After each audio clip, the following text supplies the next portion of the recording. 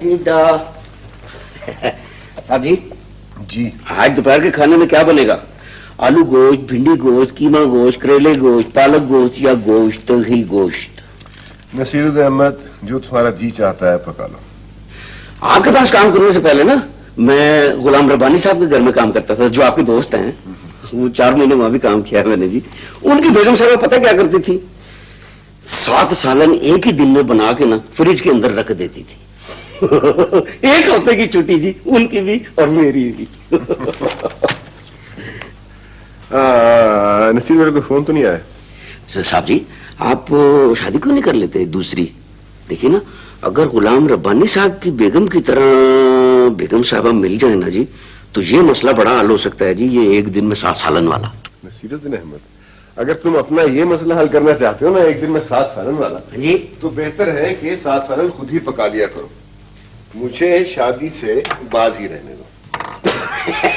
लो जी, खुद ही काम बना सकता है जी, इसके लिए एक अदद बेगम दरकार होती है। हाँ जी, उस वक्त तक ना बैठे थे जब तक के सारे काम खुद ब खुद खत्म ना कर ले।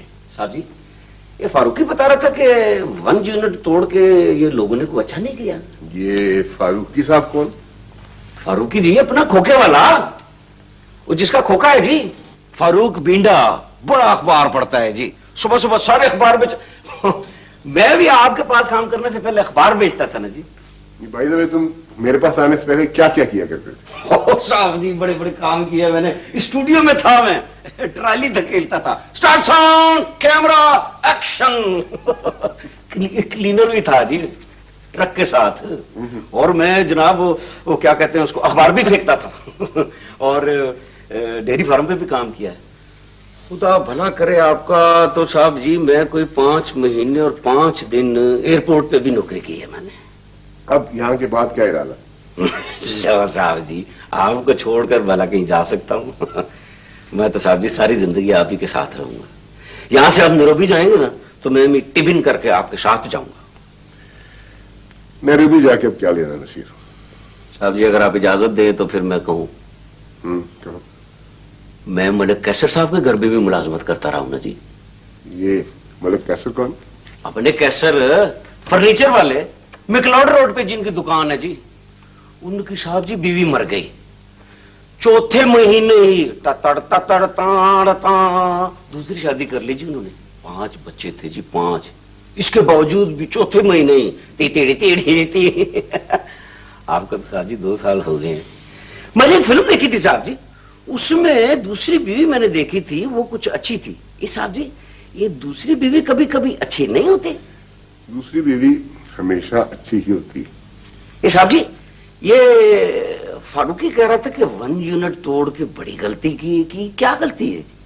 देखो, तुम भिंडी गोश्त पकाओ और मजे करो, इस सियासत में दिलचस्पी ना लो। हाँ? नहीं जी, ये क्या बात हुई? सियासत में दिलचस्पी लेना हर आदमी का फर्ज है जी, ये तो कोई बात नहीं हुई।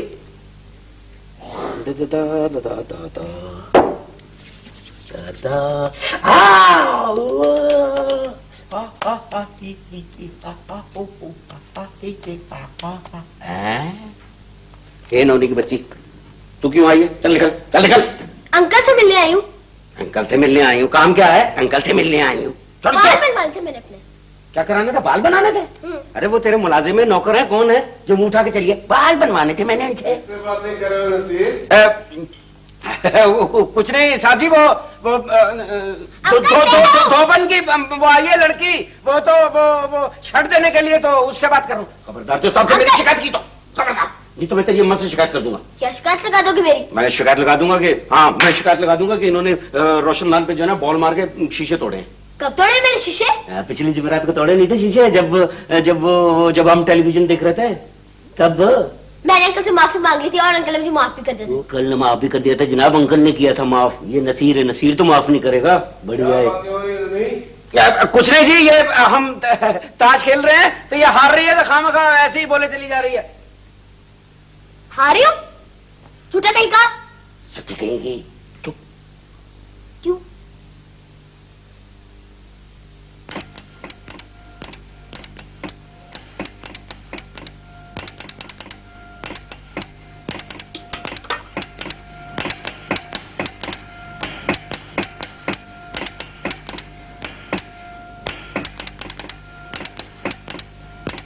नसीर जी क्या हो रहा है, कैसी आवाज है? कोई आवाज नहीं है।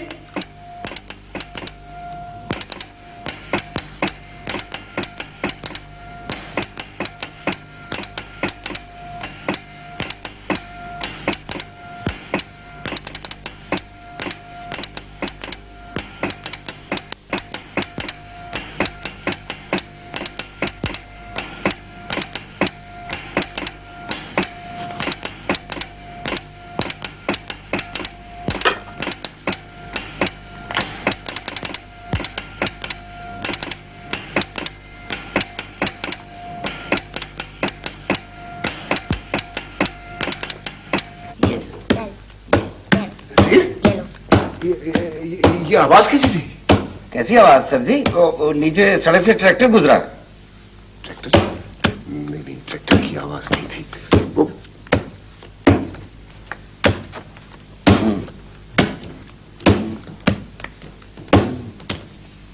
ये सड़क तो सुनसान पड़ी है बिल्कुल। अंकल मेरे बाल बना दे। हाँ। क्या कर रही है? पता नहीं है तुझे दफ्तर जाने के लिए तैयारी हो रही है। बिल्कुल साफ आवाज थी, बड़ी अजीब सी आवाज थी, जैसे जैसे कोई टेलीग्राम दे रहा हो। साहब जी आप मुझे टेलीग्राम लिखकर दे दें, मैं अभी जाके डाकखाने दे आता हूं। वो तारघर वाला बाबू मेरा दोस्त है। नसीर मुझे पानी पिला दो। अच्छा बेईमानी नहीं करना, मैं अभी आ रहा हूं। अंकल आप मेरे बाल बना दे। आप बाल बनाते ना तो जरा भी दर्द नहीं होती, और मैं बाल बनाती तो ऐसा लगता है सर में कोई आरा चल रहा। अनुनी बेटा तुमने आवाज सुनी थी? कैसी आवाज अंकल? गिट गिट गिट गिट गिट गिर गिर गिट गिट गिट। अंकल झींगा की आवाज होगी। नहीं बेटा झींगा नहीं था। अंकल जिस कमरे में रात को मैं सोती हूँ ना, उस कमरे की छत की जो सफेदी है ना वो थोड़ी थोड़ी सी उतरी हुई है। तो जब मैं गौर से देखती हूँ ना तो जीरो बल्ब की रोशनी कम होती है ना अंकल। तो मुझे ऐसा लगता है जैसे कोई जो भालू थे ना, भालू वो कोई चरखा काट रहा हो। अम्मी कहती है ये तुम्हारा वहम है। नहीं बेटा वह आवाज थी, बहुत बहुत साफ, बहुत अजीब सी आवाज थी, जैसे टेलीग्राफ सिग्नल होता है।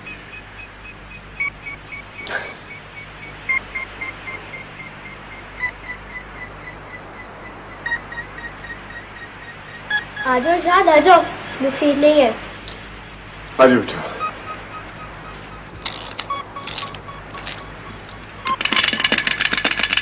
अंकल क्या ये यही आवाज थी? इरशाद जब तुम सीढ़ियों से आए थे क्या तुम यही आवाज बजा रहे थे? हाँ मेरे लिए कल लाए थे अंकल। अंकल यही आवाज थी ना?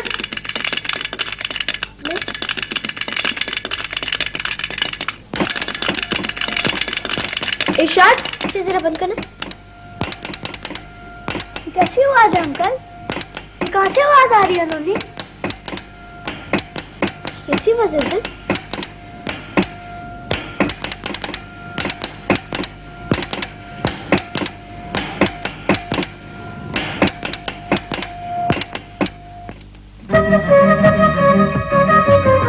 वुड का बेस ना लगाएं और वुल का इस्तेमाल ही करें तो। भाई उनसे कहें कि अपने सजेशन से हमें माफ रखें। जी सर। और ये भी कहें कि अगर उन्हें माल लेना है तो ले, वरना अपना खाता कहीं और खोल लें। सर मैं एलसी के लिए चला जाऊं बैंक की तरफ? कल नहीं गए? कल सर बैंक बंद हो गया था। हाँ तो जाए ना, फिर फौरन जाए। मे वी कम इन सर? जी आइए आइए। मेरे कुलीग नदीम फोटोग्राफर हैं सर। पता जो साहब आप महनामा नुमाइश के लिए काम करते हैं ना? बिल्कुल सर। सर मैं आपको एक ज़हमत देने आया हूँ। हमने एक नया सिलसिला शुरू किया है अपने रिसाले के लिए, मुल्क के मशहूर बिजनेसमैन की प्राइवेट लाइफ। मैंने सोचा है कि बिस्मिल्लाह आपसे करनी चाहिए। बहुत बहुत शुक्रिया। लेकिन फिर साहब थोड़ी देर के बाद मुझे एक जरूरी मीटिंग में जाना है। सर मैं आपसे चंद जरूरी सवालात करना चाहता हूँ, हल्का सा लाइफ स्केच, उसके बाद मजमून मैं खुद तैयार कर लूंगा सर। जी सर जरा चेहरा इस तरह कीजिएगा प्लीज।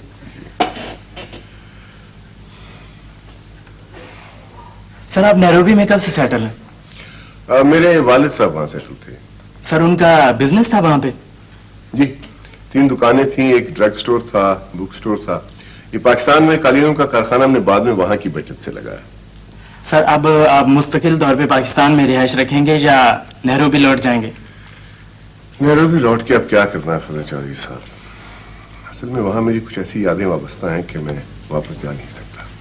सर आपके बच्चे? एक बेटा था सरफराज, 8वीं में पढ़ता था।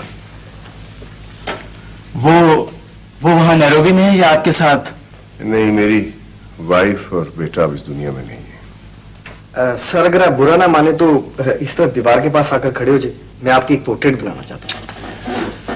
जरूर।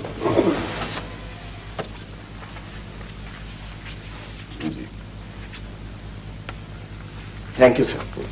सर अगर आप अपनी जिंदगी का कोई वाकया बता सकें, ऐसा वाकया जो आपके लिए बहुत अहम हो, तो मैं आपका ममनून हूंगा। फजल साहब, मेरी वाइफ और मेरा बेटा मोम्बासा से नैरोबी आ रहे थे। हॉलीडे ट्रिप लिया था उन्होंने, मैं उनके साथ नहीं जा सका था। ऐसा ही रोशन दिन था वो जिस रोज उन्हें लौटना था। 7 अक्टूबर 1968 की बात है। मैं अपने दफ्तर में बैठा था कि मुझे उनका तार मिला। आपकी वाइफ की तरफ से सर? जी हाँ, उन्होंने मुझे एयरपोर्ट पहुंचने की ताकीद की थी। फिर? मैं एयरपोर्ट गया लेकिन वो दोनों नहीं आए। यानी मैंने मोम्बासा से आने वाली 28 फ्लाइट्स चेक की, लेकिन वो कैसे आते? मैं समझा नहीं सर। उनका जहाज क्रैश हो गया था। बड़ा अफसोस हुआ समझे सर। आप सॉरी, मुझे आपको ये वाकया नहीं बताना चाहिए था।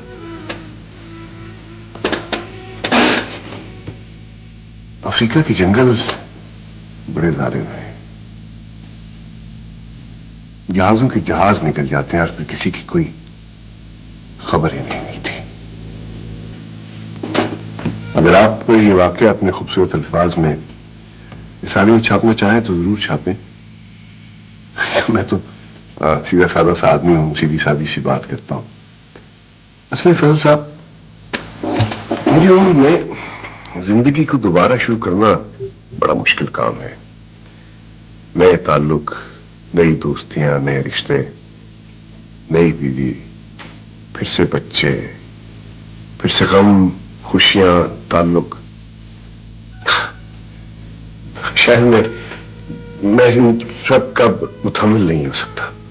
सर अभी आपकी कोई खास उम्र तो नहीं हुई? जब दोपहर आ जाती है फजल साहब तो फिर दिन ढलता है, शाम हो जाती है। शाम फैलती है तो फिर अंधेरा हो जाता है। सर आप मेज पर हाथ रखेंगे, और इसी तरह सर फिजा में बहुत दूर सर इस तरफ। साहब, असल में जब किसी से दिल का रिश्ता जुड़ा होता है, फिर वो पास रहें या दूर जा बसें, जिंदा रहें या मर जाए, दिल का तार मिला ही रहता है। दिल उन्हें वक्त याद करता ही रहता है। बिल्कुल दुरुस्त कहते हैं आप यूसुफ दामानी साहब। आज अगर सरफराज और मैमुना मेरे पास होते तो मैं उन्हें खुशी से याद करता। अब वो दूर जा बसे हैं तो मैं अपनी तन्हाई के हाथों में, अपने आंसुओं में याद करता हूं। मकसद तो बस याद करना ही होता है ना फजल साहब। सुनिए, ये आवाज सुनिए आप, जैसे कोई टेलीग्राम दे रहा हो, जैसे तारगढ़ की आवाज सुनिए आपने? क्यों नहीं साहब, सुनिए आपने? सर ये आवाज तो आ रही है, लेकिन हो सकता है कि आपके स्टेनो टाइप कर रहे हो। नहीं, ये आवाज जरा गौर से सुनिए। ये आवाज मेरी समझ में तो नहीं आती, लेकिन मुझे अंदर झंझोड़ती रहती है। सर हमें इजाजत दीजिए, हमने आपका बहुत कीमती वक्त लिया।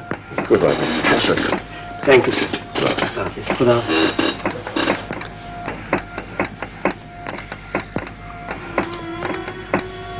मैं जानता हूं आपको ये आवाज सुनाई नहीं दे रही, लेकिन ये आवाज इस कमरे में उसी तरह मौजूद है जैसे यहां कोई भंवरा घुस आया हो। प्लीज प्लीज मुझसे मेरी जुबान में बात करो सरफराज, मुन्ना, मुझसे बात करो। मुझे बताओ तुम दोनों कहां हो, किस हाल में हो? अफ्रीका के सफाक जंगलों ने तुम्हें क्यों निकल लिया? क्यों क्यों क्यों?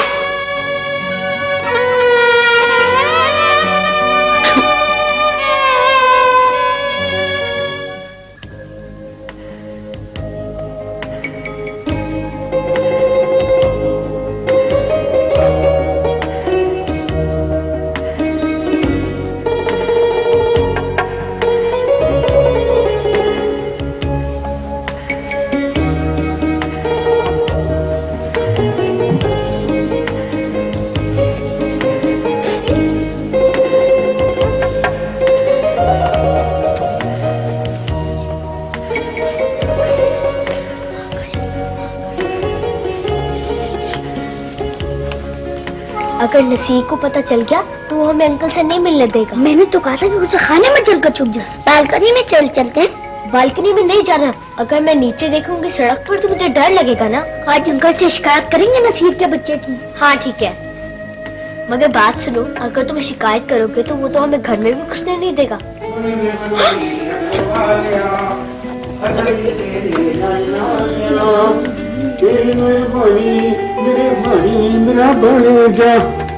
चुड़ में बलोरी अखबालिया पग बम बम तेरी मेहरबानी रे होई मेरा बलेजा, वो तेरी मेरे वो तेरी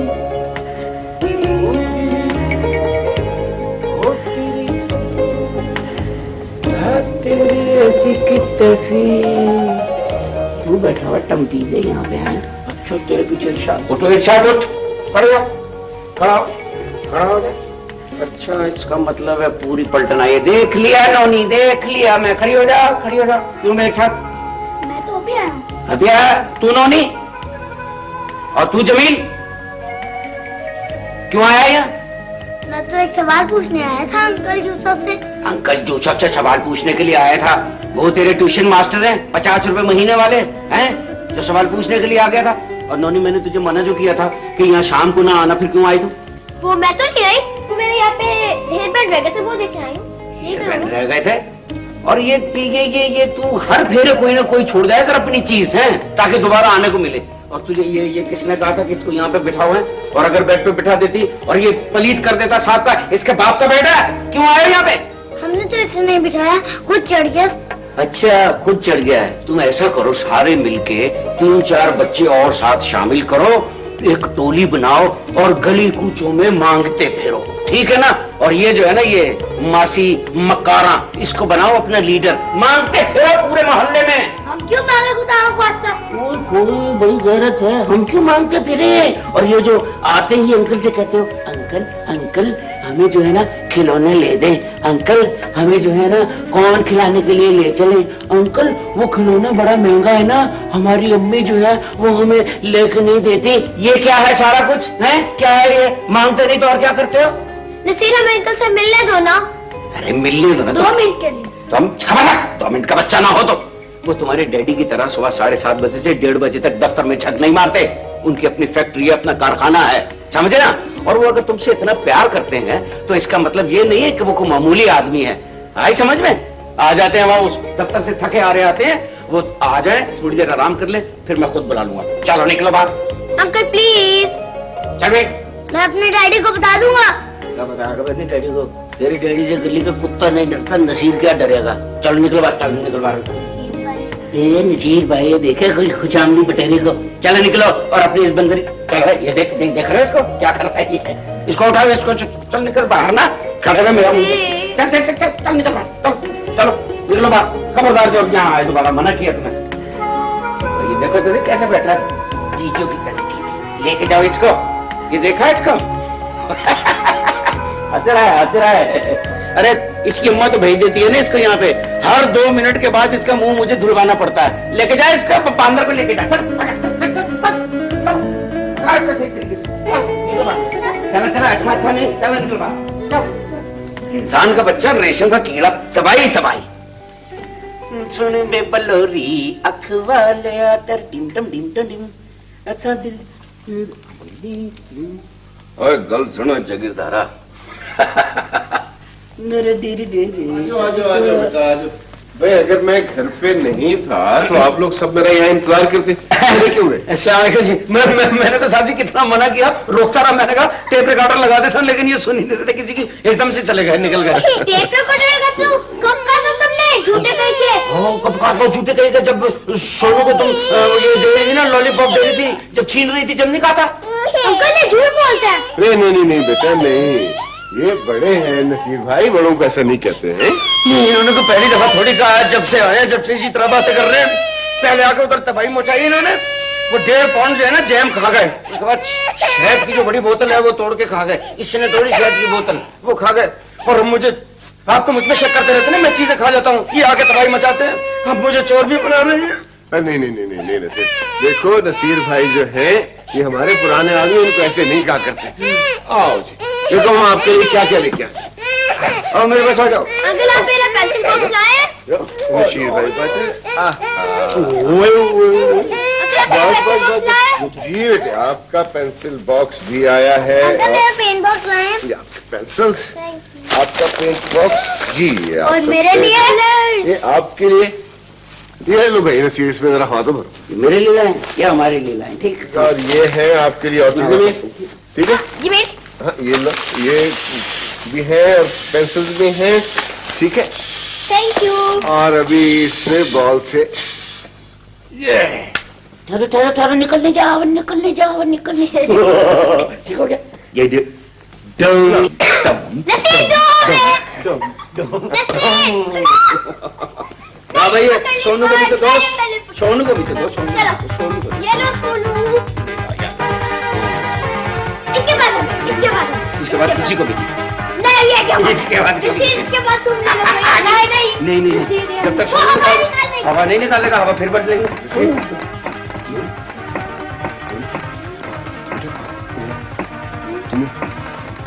आवाज आ रही? कैसी वजह का? देखो और करो, तो आवाज आ रही। जी हाँ, एक आवाज आ रही है। जी एक आवाज आ रही है, हम का झूठ बोली जा रही है। अच्छा तुम सुनो, तुम्हें आवाज आ रही? ये टेप रिकॉर्ड को क्या हुआ है अंकल?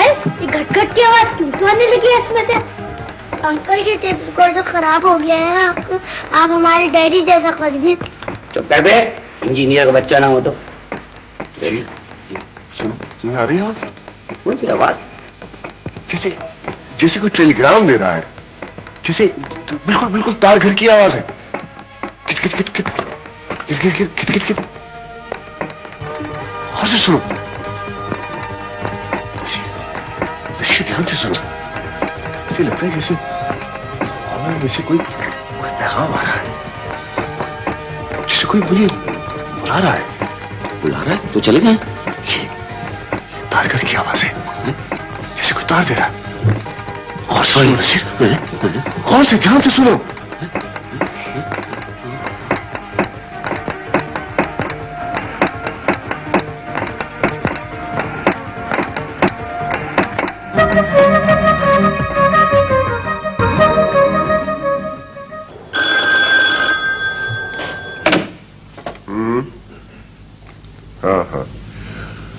हाँ ठीक है। कौन? नसीर यहाँ किस लिए? अच्छा भिजवा दो।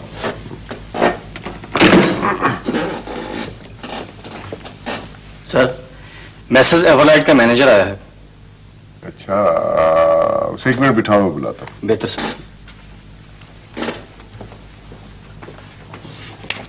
आ जाओ। अस्सलाम वालेकुम सर जी। वालेकुम सलाम नसीर। सर जी मैं लाया हूँ इसे, अपना मोहम्मद अली, सलाम करो हमारे साहब को। वालेकुम सलाम। अच्छा इसकी नौकरी के लिए कह रहे थे? नहीं साहब जी, नौकरी के लिए नहीं लाया इसे, ये है मोहम्मद अली है। ये मोहम्मद अली, मैंने तुम्हें बताया था ना, ये हमारे साहब हैं। बाद दफा ऐसा होता है कि ये बैठे हुए होते हैं तो कभी कभी ऐसा होता है कि लगता है कि इनको जैसे कोई टेलीग्राम का कोई पैगाम और बताया जी। मैंने। अच्छा अच्छा, तार घर से आए? हाँ जी। बैठो बैठो बैठो। हाँ, वो बात यह है भाई मोहम्मद अली साहब कि कभी कभी मुझे अचानक यूं लगता है जैसे हवा से मुझे कोई सिग्नल आ रहा है। चूंकि मुझे उसकी समझ नहीं आती इसलिए बहुत उलझन होती है। मैंने बता दिया है जी से, बताया ना। कोई खास वक्त में खास जगह पे आता है जी? नहीं, इसका कोई वक्त और जगह मुकर्रर तो नहीं है, लेकिन मैंने महसूस किया है कि सुबह के वक्त और शाम के वक्त जब बच्चे मेरे पास मौजूद होते हैं तभी आवाज जरूर आती है। तुम अपने घर क्यों नहीं लाए? हो नहीं साहब जी, वहां पे बच्चों की पलटन में बात ही नहीं करने देती, वहां क्या फायदा। भाई अदली, बड़ी अजीब सी बात है, लेकिन मुझे ऐसा लगता है जैसे हवा से कोई मेरे लिए सिग्नल भेज रहा है, जैसे कोई रूह मुझे कोई पैगाम देना चाह रही है। मेरी कुछ समझ में नहीं आता है।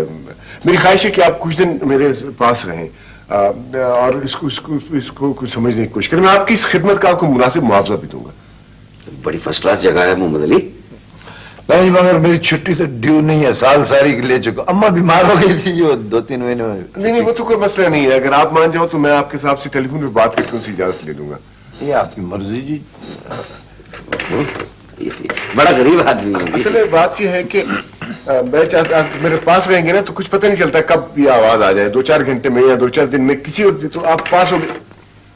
1 मिनट नसीर, थोड़ा गौर से सुनो। गौर से आवाज आ रही है।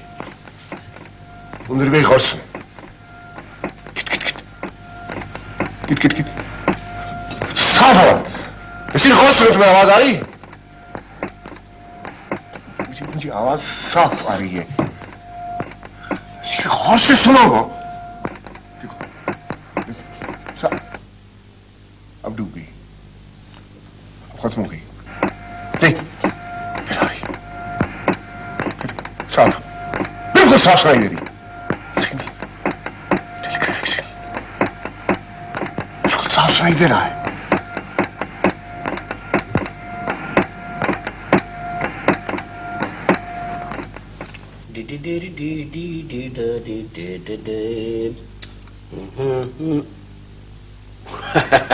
जैम खा लो जैम। मेहरबानी भाई। अरे मरे क्यों जा रहे हो? कॉर्नफ्लेक्स खा लो, शहद उड़ा लो, जान बना लो।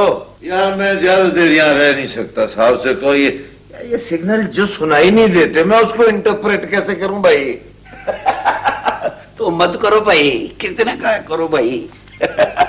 भाई रहने को कितना खूबसूरत तुम्हें क्वार्टर मिला है, पंखे वाला कमरा है तुम्हारा, खाने को उम्दा चीजें मिल रही है, हैं जी? और वो क्या कहते हैं अपना वो शावर वाला गुसल खाना मिला हुआ है तुम्हें, फिल्म देखने के लिए एक्स्ट्रा मनी मिली है तुम्हें। इतने मजे तो ईमान से मुझे उस वक्त भी नहीं आए थे जब मैं जमुर टॉकीज पे गेट कीपर था। नहीं यार, मुझे छुट्टी दिला दे साहब से, क्या प्लीज। हाँ, वो कहते हैं ना, वो गधे को जब लूण दिया तो कहने लगा मेरी आंखें दुखने को आती हैं। यार बाल बच्चों सारा उनको भी बेकारी की जिंदगी गुजारी नहीं, ऐसे बेकार कैसे बैठ जाऊं मैं?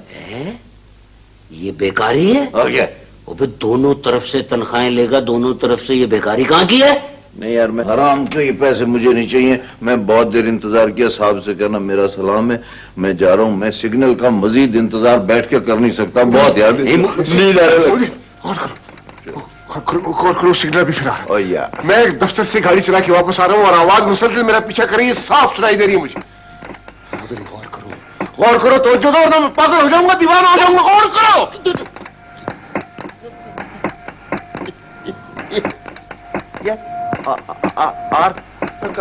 पेंसिल, कागज pencil, A A A C H reach A I R B O R T, airport. Reach airport. B R I N G Y O U R C A R car I M P O R T A N T important V A R Y I M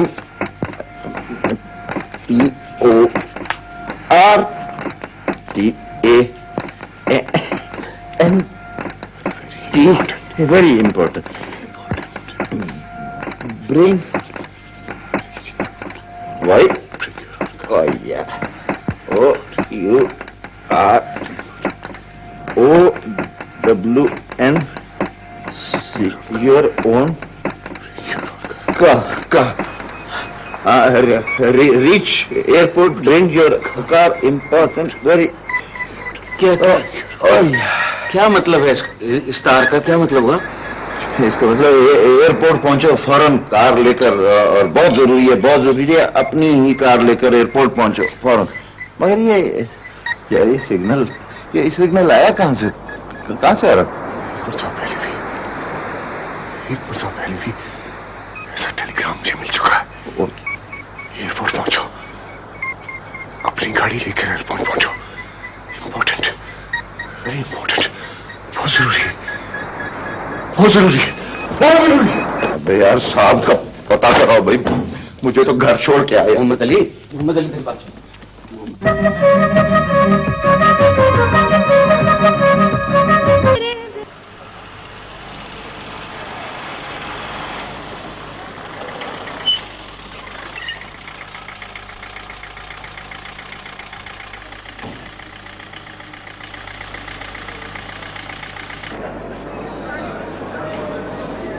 वालेकुम सलाम। Karachi flight से कौन कौन से passengers आ रहे हैं? Domestic की list नहीं होती जी।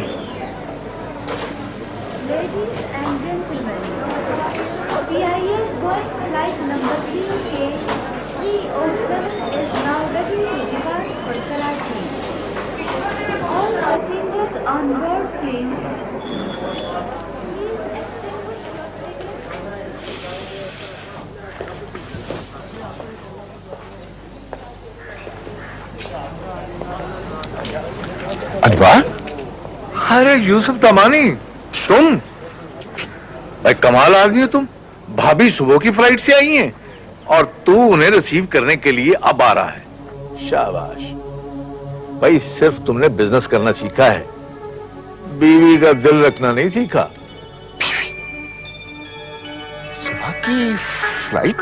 क्या क्या कह रहे हो? अच्छा, तो अब किसे रिसीव करने के लिए आया है? रिसीव करने? सुबह की फ्लाइट? अनवर, तुम्हें कोई गलतफहमी तो नहीं हुई? नहीं नहीं, भाभी महमूना और सरफराज मेरे साथ ही फ्लाइट पर थे, हम लोग इकट्ठे ही आए हैं। मैं अब ये दूसरी फ्लाइट से इस्लामाबाद जा रहा हूं। सुबह की फ्लाइट से तुम्हारे साथ? लेकिन अनवर, वो दोनों तो एयर क्रैश में खत्म हो चुके थे। वो भी यही कह रही थी कि अब जाएं तो कहां जाएंगे। मंबासा से नैरोबी बड़ी मुश्किल से पहुंचे हैं, महीनों जंगल झुलस अबूर करके। जहाज के क्रैश हो जाने के बाद उन दोनों की जानें बच गई थी। यार, तुम्हें अगर इल्म था तो सुबह ही लेने के लिए आ जाते। सरफराज रिसीव कर, तो अब वो दोनों कहाँ गए हैं अनवर? मैं उन्हें कहाँ तलाश कर सकता हूँ? भाभी कह रही थी कि वो किसी होटल में काम करेंगी। उन्हें क्या पता था कि तुम यहां हो? तो तुम उन्हें मेरे पास ले आते। मुझे क्या पता था कि तुम आजकल यहाँ हो? मुझसे उन्होंने पूछा था, मैंने कहा है तो पाकिस्तान में, लेकिन ये मालूम नहीं था कि तुम यहां मिल जाओगे। सिलट से कब आए? 2 साल हो गए आए हुए। अब मैं, चलो अल्लाह मालिक है, मैं उन्हें तलाश कर ही लूंगा। मैंने खुद उन्हें टैक्सी लेकर दी थी। वो माल के किसी होटल में होंगे यूसुफ। शहर की हर गली, हर मकान, हर इमारत को कसम है मेरा बेटा, मेरी बीवी मुझे लौटा दे। या अल्लाह, तो ये मुझे बद खुली आंखों से कैसे ख्वाब दिखा रहा है? मैंने ऐसा क्या गुनाह किया है मेरे मालिक? क्या किया है मैंने? क्या किया है?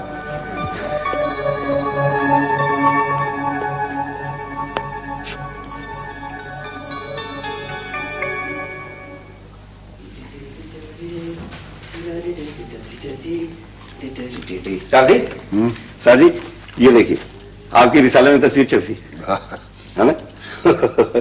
साहब जी, जब मैं रेलवे में काम करता था ना, तो वहां पे रेलवे में एक अफसर था, उसकी अखबार में तस्वीर छप गई थी। उसमें पूरे रेलवे वालों की जो है ना वो टी पार्टी कर दी थी। बगैर वो क्या कहते हैं उसको, वो जो पंखा कुली होते हैं ना, इसमें साहब जी मजमून भी छपा हुआ।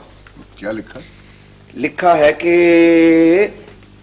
यूसुफ दामानी साहब के दिलो दिमाग से शिद्दत गम की वजह से दीवानगी का दौरा है। क्या मतलब? अब सुर्खी तो यही है साहब जी। क्या? अब हम यूसुफ दामानी साहब के आलिशान कारखाने में जहां दबीज कालीन बनते हैं और काफी दूर तक जूट की बू आती है, दाखिल हुए तो हमारे वहम गुमान में भी ना था कि जनाब दामानी साहब का दिल इस कदर गम आशना है। हाँ नसीरुद्दीन, दिल तो हमारा वाकई बहुत गम आशना हो गया।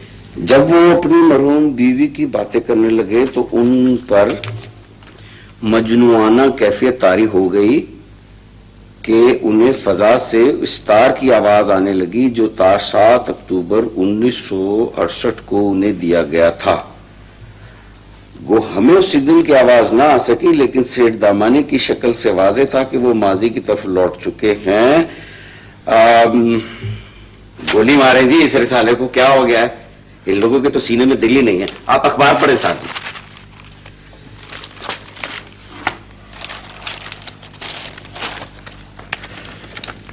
नसीरुद्दीन अहमद, कल का सारा दिन मैमूना और सरफराज की तलाश में गुजर गया। आदमी भी अजीब चीज है, जब तक अपने किसी अजीज की लाश को अपनी आंखों से ना देख ले,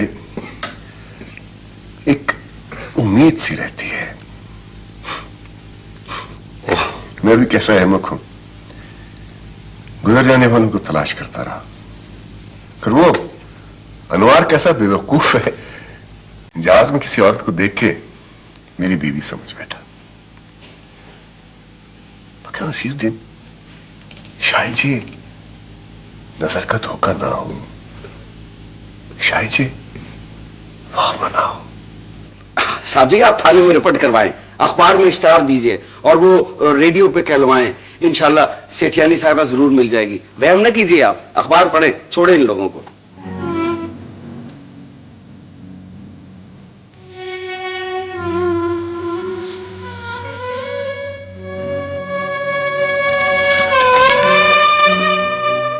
साहब जी, क्या हुआ?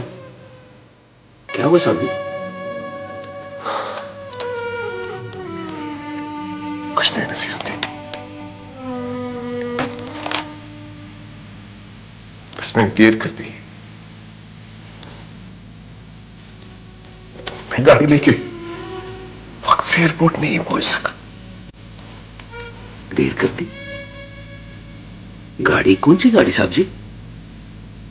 सेठानी दामानी या सरफराज दामानी एयरपोर्ट से टैक्सी में रवाना हुए। अभी पुल पार भी नहीं कर पाए थे कि गाड़ी का टायर रॉड खुल जाने की वजह से टैक्सी पीपल के दरख्त से जा टकराई।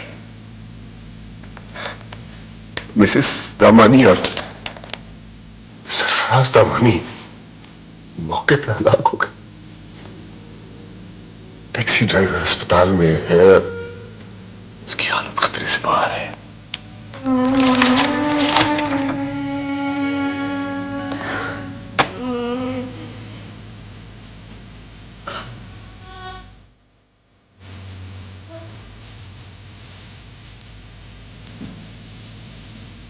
अंकल, हम आ जाए? ये बच्चे क्यों आए हैं यहाँ? मैं इस वक्त किसी से मिलना नहीं चाहता।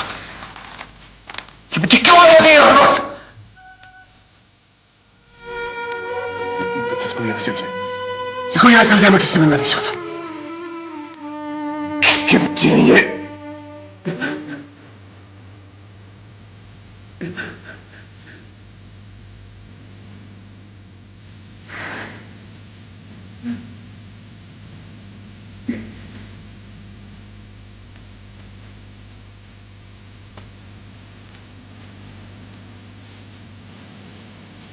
देखो बच्चों, आपने आपने नहीं जाना यहां से। अपने अंकल को अकेला नहीं छोड़ना है आपने। अच्छा, आपके अंकल की तबीयत ठीक नहीं है ना, उनकी तबीयत खराब है। जब वो सर उठाए ना तो जाके लिपट जाना उनसे, उन्हें अकेला नहीं छोड़ता। वरना मैं मारूंगा ना तुम लोगों को, और न मैं तुझे खास तौर से मैं मारूंगा। अपने अंकल को अकेला नहीं छोड़ना, न घर में न कारखाने में, उनका अकेला न छोड़ना बेटा।